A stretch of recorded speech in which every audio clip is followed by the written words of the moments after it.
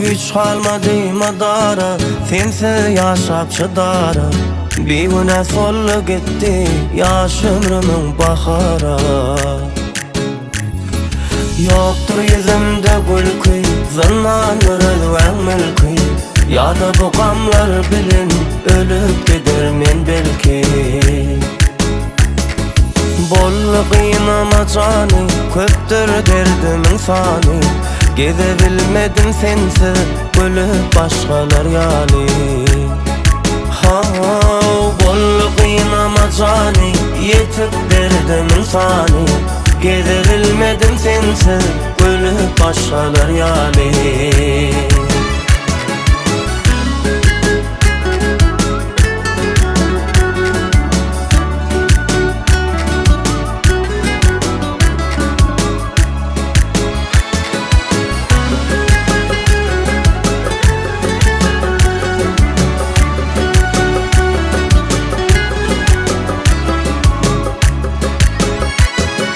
Parça parça yüreğim, yoktur başka gereğim. Kalmadı inni karar, olmaz mı sen haberin? Yitti arzu hayalim, neçik bolur bu halim.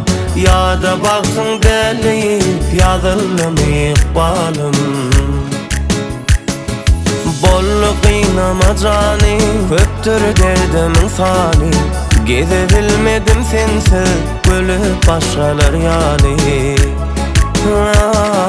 Bolluk inama cani, yetip derdimin fani.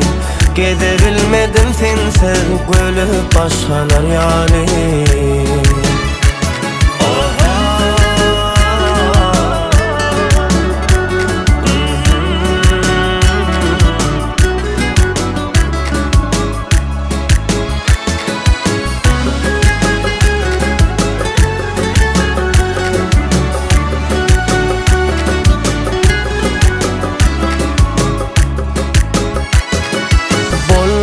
İnama cani, gezebilmedim sensiz.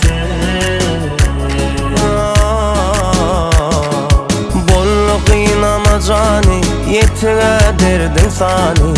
Gezebilmedim sensiz, ölüp başkalar yali.